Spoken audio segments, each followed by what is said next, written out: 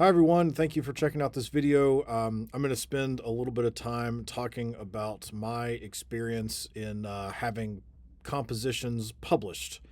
With the amount of new music that's coming out that's being produced by people that aren't well established composers and university professors that are working at some of the biggest schools in the country or whatever, I typically get asked at least once a year by some of the students that come to Troy about how I went about getting some of my pieces published. And I always tell them that it's a really long conversation, and I always end up putting it off, and we never have the conversation. So this is me attempting to make amends for blowing all of those students off. But I'm gonna attempt to kind of share some of my experience with this process and some of my pitfalls that I went through as I got more and more confident in my ability to compose. Um, but I want to be very very clear. I am not representing any publishing company when I say any of this stuff. No one is paying me to do this. This is simply my experience. I'm going to try to keep everything anonymous. I'm not going to try to endorse a particular company or whatever, but um, yeah, like I said, no one's paying me to do this. This is just my experience. I am certainly not an expert in this field of music publishing. This, like I said, this is just my experience as a somewhat decent composer that kind of writes good marimba music and sometimes good percussion ensemble music. You should check it out. Okay, yeah, your experience is going to differ. Okay, just because you're a different person than I am, you're a different composer, you're a different musician. It's gonna be different, right? So I don't want this to be like the end all be all guide to getting your music published, because it's not going to be. I wish I could, because then I probably wouldn't have to be a teacher. I could just be a YouTube influencer, and my life, I'd be a millionaire. So let me talk a little bit about how I got started. I've mentioned this a little bit before on this channel with writing for marching percussion stuff that I've done. You should also check out those if you haven't already. But yeah, so my composition journey started like so many other drummers out there, writing terrible marching percussion cadences and exercises, and thinking that I was going to be the one that got all of the eight on a hands published by whatever company. So I was very delusional. But I would write something, and then, like, without even proofreading it or like checking it for playability or anything like that, I would just immediately send it somewhere and get mad when I got a rejection letter. Back then they were letters, now they're emails. But yeah, I got a lot of rejection letters as I was starting out with my marching percussion stuff. Eventually I made the decision that I was not going to be the the great marching percussion arranger that was going to get rich by writing cadences and exercises for battery percussion. So I started kind of getting into marimba composition and percussion ensemble composition because I was already a marimba nerd when I was coming out of my master's degree, and I was trying to get better at marimba composition, and I had a few things that I thought, maybe this could get picked up. And no, they did not. They were all terrible, as I have now kind of figured that out for myself. But like I said, got several rejection letters on those. Got really mad after everyone. My family would have to be like, Rob, you need to calm down. But anyway, so after several rejection letters, my first like actual published composition that was going to be printed, someone actually said, yes, we think someone will buy this and play it. Was in I think it was the spring of 2018. It might have been the summer. I'm not entirely sure. But it was a piece called "Dance of the Music Box Figurines." It's published through C. Allen Publications. I really appreciate them doing that because they agreed to publish it when I was about at my wits' end with all the rejection letters I'd gotten. So I'm very very grateful to them for actually taking a chance on me, as they've taken a chance on so many other. I don't want to say underestablished or unestablished, but certainly not as well known as some of the other composers for our instruments, like Casey Cangelosi or Gordon Stout or Kevin Bobo. So they sent me my first. Like I said, back then it was letters. They used to send snail mail. Now it's email, but they sent me my first composer contract, As of the recording of this video, it's December 1st, 2025. I've been lucky enough to get to work with some of the best publishing companies for percussion and band in the world, and I am forever grateful to all of them that they have decided to take something that I wrote and share it with the entire musical world. Once I got that first acceptance or composer agreement or whatever, my brain formed a couple of let's call them misconceptions about the music publishing industry that kind of, I don't want to say it hindered my development as a published composer, but it definitely didn't help. So I want to start off the actual meat of this video by talking about those misconceptions. There's 5 of them that I have here. And I want to talk to you about how stupid they are. The first misconception is that any piece that you get published is the gold standard for music in that genre, whether it's solo marimba, band, solo timpani, whatever it is, and that to be considered a good composer, you must be published. I don't really want to spend a lot of time talking about why that's a terrible idea, because there's a lot of great composers that wrote a lot of great music that never got published. So, just because it's published means that a publishing company thinks they can make money off of it. And we'll talk about that in a minute, but it does not mean that it is great music. And you'll find a lot of publishing companies have music that you listen to and you go, what the heck is going on here? And it's just like, this is terrible, but they make money off of it. So, like I said, we'll come back to that in a minute. But anyway, so that's the first misconception. Good music is not always published music, and vice versa. Published music is not always good music. The two things aren't mutually exclusive or whatever. Okay. All right. Misconception number 2. If a piece is rejected from one publishing company, it means that it's not good music and you should start again from scratch. I've had pieces retroactively be published by other companies that were rejected by 2 or 3 companies before then, and I just kept tweaking them and tweaking them and re-recording them, and just going through my kind of submission process until somebody bit. So yeah, if you get rejected from one company, that doesn't mean that no one's going to take it. Okay. One thing I always kind of talk to people about that ask me this, if I do have a chance to talk to them, is, think about, this is very percussion specific, but if you think about Roll-Off versus a company like maybe Tapspace, okay, Roll-Off's catalog is a lot of music that's aimed at accessibility for audiences. Okay, the Roll-Off, it does a great job of publishing music that the parents of the kids playing the music are going to enjoy. All right, Tapspace produces a lot of stuff that's more for the players themselves, and a lot of it's for the audience too, but there's a big difference in what the two companies bread and butter is, right? So just because one company denies it doesn't mean that the others will too. So we'll talk about resilience as well in a few minutes, but you have to be you have to be resilient as a composer that wants to be published. All right. Anyway, all right, number 3. Okay, it shouldn't take, this is a huge misconception. It shouldn't take more than a couple of days or weeks for a decision on your piece to be made. Okay, I struggled with that one for a long time because I would get really irritated when it seemed like I was waiting months and months and months for a decision to come through, and it still wouldn't come. And I was just like, well, are they just ignoring me? And we'll talk about that a little bit later as well. No, they're not. And also, the world doesn't revolve around Robbie Clayson. So you shouldn't be discouraged if it takes a long time to get a decision, right? Number 4. All right, just because you have one piece published through a company does not mean they will automatically rubber stamp everything you send them. Okay, I still get rejection letters from every company that I work with, or that I have music with. I don't work with them, but like we'll talk about this more in a minute as well. But just because you get one thing doesn't mean that you're like in the club or whatever.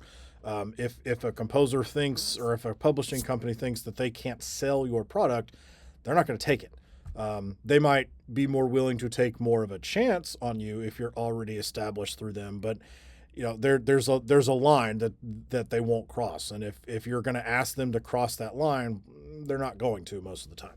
Okay. And then the last one that I really struggled with, number 5, since I was now a published composer, I can now self-publish things that all of the companies rejected, and pretty much instantly be known well enough to start selling music on my own. Okay. That's a little bit egotistical. And I don't want to say that I was just all in on that idea. But it's definitely something that I tried to push past my conscience a little bit and say, well, I've got enough clout to do this, and no, you don't. Okay. So there's advantages and disadvantages to being published and self-publishing. This video is not going to talk about that, but but just because you've got a published piece, or even 10 published pieces, doesn't mean that you can start going in on your own. And be very, very recognizable and get recognized at events like PASIC, and ask or have people ask for your autograph. Right. That it's not going to happen. So now that I've kind of basically told you how misguided I was when I started my publication journey, so to speak, I've got a couple of tips that have helped me get more things through the barrier of the publisher's submission process. Really quick, before I go into them, I actually wrote an article about this for the Percussive Arts Society's kind of big research journal, Percussive Notes. If you are not a member of PAS, I would very strongly encourage you to become a member. They've got a bunch of different tiers of membership. I think as of right now, I think the VIP, which is their cheapest one, is like $50 a year. I would highly encourage that, because not only do you get access to all of those research articles, but you get a whole bunch of other resources too. All right, so let's go on to the tips, why people are hopefully clicking on this video. All right, tip number 1. Okay, you have to think about things from a business perspective. Okay, and this is something that I really struggled with too when I first got started, because I thought, and I guess I could have labeled this as a misconception, but I thought that the number one goal of publishing companies was to put good music into the world for people to consume. And while that might be their secondary goal, their ultimate number one goal is making money. Because just putting good music out for the world to consume does not keep the lights on. Money does, right? So just because your piece is good doesn't mean that it automatically gets a composer agreement. Okay, so you have to think about things from a business minded perspective. Okay, especially if you've never gotten a composer agreement before. Publishers take on a huge risk when they accept a new composer's piece of music. Okay. And a lot of times, composers or the publishing companies aren't willing to take that big of a risk on new people. I have a few points to say about risk taking. All right, if you're still in school, like if you're in your undergraduate degree or below, maybe you're in high school, it's going to be a lot more challenging. All right, not impossible, but more difficult than if you're graduated with a degree. Okay, it sucks. It's just how it is, at least in my experience. But the good news is that will get easier as you become more experienced, right? So another thing that you have to think about with the risks are labor costs of inputting from your Sibelius or Finale or MuseScore file into their templates. That costs money because it takes time. Okay, it takes a lot of time to transition something over into a template. It's not an easy process.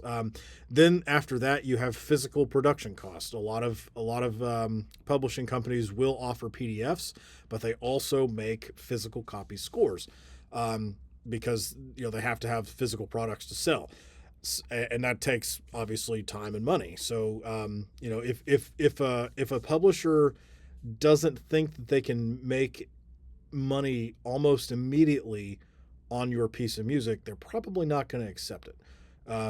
Anyway, so they're speaking of not accepting, there are a number of reasons why your piece might not be rejected from a business point of view. All right, the first one being that your piece is in a genre that is not selling particularly well at that time. Okay. I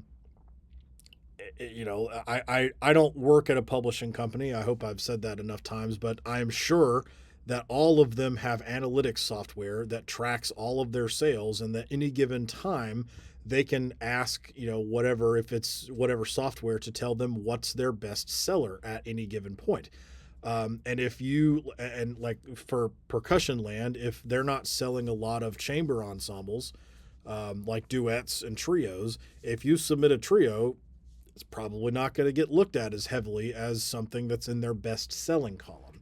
Um, I hope that's common sense, but it sure wasn't for me when I started. So I wanted to make sure I talked about that. Anyway, so that's one reason from a business perspective that your piece might be rejected. Another one is that the piece you've submitted is too similar to something that's already in the company's catalog, or it might be too similar to something that they just accepted yesterday. So it's not necessarily because you copied them, but it's just similar, right? Then a third reason that they might reject it based on a business idea is that the company feels the piece that you have submitted will not sell as many units or copies as other pieces that have been submitted, or regardless of genre or whatever. Because, like I said, money rules everything. Okay, and it doesn't matter if the piece is good. If they've got your piece and another piece that's going to sell better, if they can only take one, they're going to take the one that sells the best, right? Anyway, so yeah, so that's kind of a very generalized list, and there's obviously going to be more, but I'm trying to keep this video under 45 minutes, and we're already at 20 of raw footage, so I have to keep going. But anyway, so this is kind of a tip 1A. That I've heard from a lot of different composers, but as far as like business perspective goes, is the less work that the company has to do to make your score look up to their standard, the more likely it is going to be that they give it a serious look. Okay, so I don't want to talk about engraving in this video, but it is 100% a part of the large company's process to look at the engraving and see if it looks intelligent, right? Like I said, I don't want to get into engraving in this video because engraving is a completely different topic all alone, but I do want to make sure I say that because I have heard a lot of companies say, we really appreciate how clean your scores are when you submit them. And so, a lot of people aren't privy to those conversations, so I wanted to make sure that I at least said something about it. But then maybe a tip 1B is try to get as good of a recording of whatever it is as you can. I always tell people to try to steer away from MIDI mockups or the recordings MP3s you can generate inside your notation software, because that's a computer playing the piece of music, and publishers are usually going to err on the side of wanting to see a human play it or hear a human play it than a computer. Obviously, videos are better if you can get them. If you can't, it's not the end of the world, but videos are usually better. The recording doesn't need to be 100% perfect, but you do need to keep in mind that whatever you send them is going to be interpreted as the definitive edition of your piece to the publisher. So you need to be as picky as you can be with the recording to make sure that it is exactly what you want it to look and sound like. For ensemble pieces, and I guess for solo pieces too, but definitely for ensemble pieces, I think live one-take recordings are better than multi-take recordings if you can get them, because it shows that a piece can actually be played in one shot by a reasonable ensemble, whereas some of these pieces are awesome, but they're not going to be played by anyone reasonable, or any reasonable program without 30,000 tries, right? So anyway, one last thing for this tip that I also really struggled with in my misguided youth is that usually 9 times out of 10, a company or publishing company will not give you a reason as to why they've rejected your submission. A rejection email or letter or whatever they give you is going to be something they have generated from a template that they just insert your name into. They're not going to give you a reason. Okay, don't ask. All right, because that's just going to irritate them. They don't have time.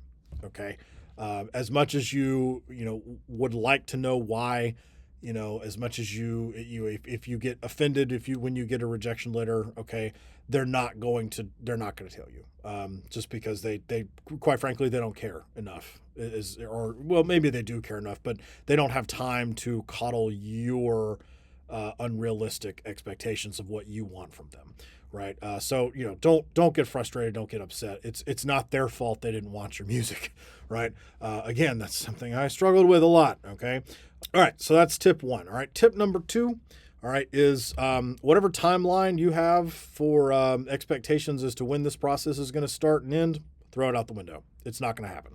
Okay. So I like to, this is always really funny when I am able to have these conversations with people. I always tell them that the least amount of time that I've waited to hear a decision from a company was 48 hours.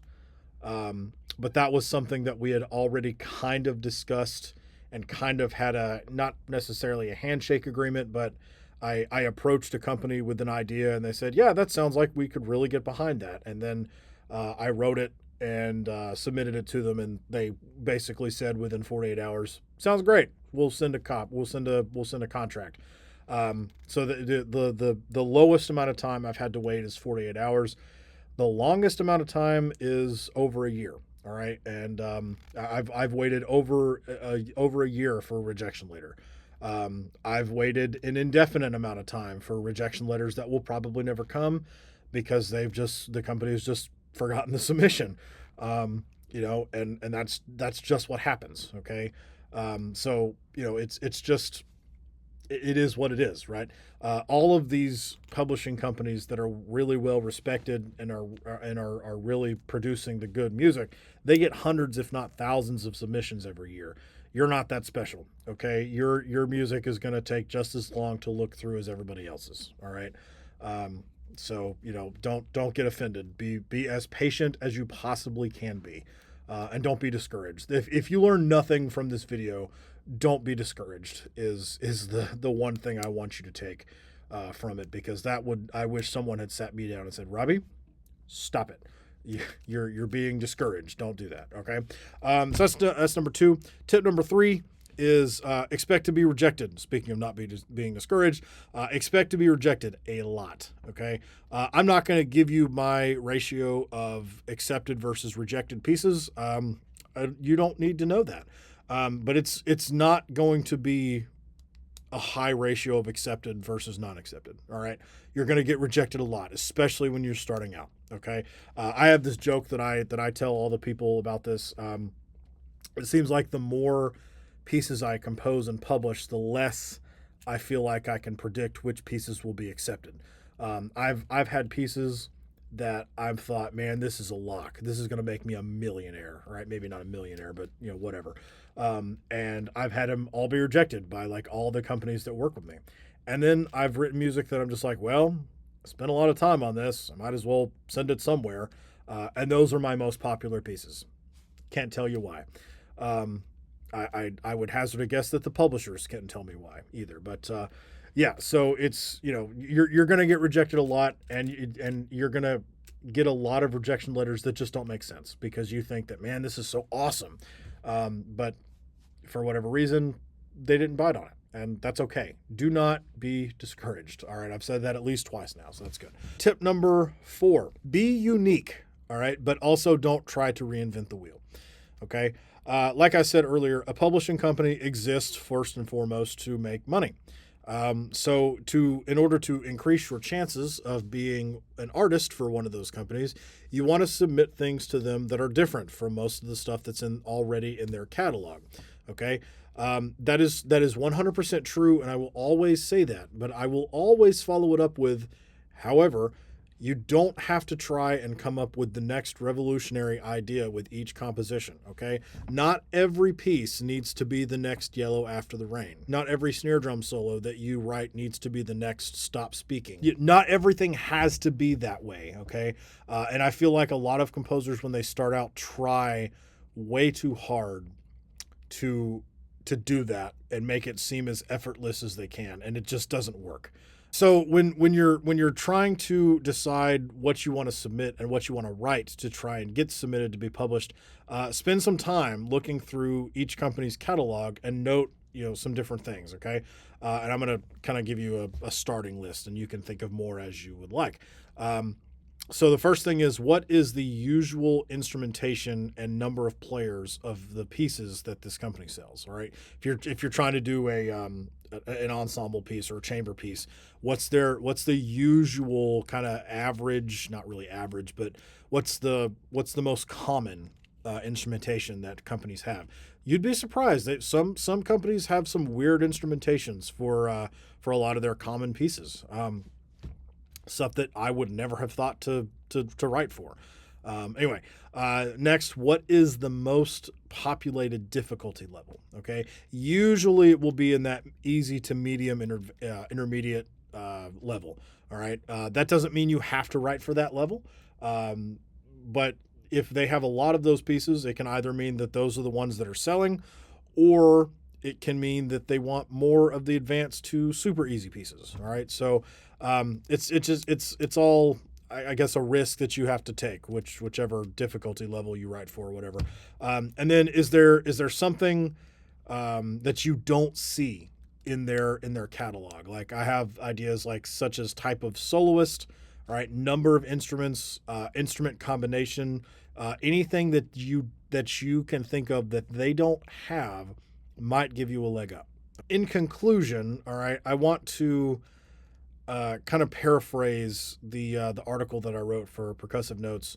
It's always a really gratifying process to see your composition go from the computer to submission, acceptance, and ultimately being put out onto the world stage. But it takes a huge, significant amount of time and an even larger amount of diligence and resilience from you as the composer. All right. There's always going to be times where it seems like no one will publish the stuff that you're writing. And you'll go, and a lot of composers go through periods of time where they don't have any output, because that's just what happens. Right.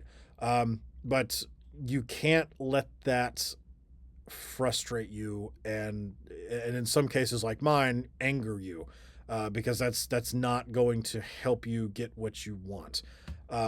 So keep at it. If nothing else, you're going to be, if you keep composing and keep trying, you're going to be writing music that you believe in. Which there's a lot of music that people don't believe in when they put it out into the world, but the more stuff that you put out that you believe in, all right, is so much nicer, and there's always room for that type of music. So with that, this video has reached almost 35 minutes of raw footage, so I'm gonna have to take that way down. But all right, so I'm gonna shut up, and I thank you for listening to these thoughts. I hope to see you guys in my next video.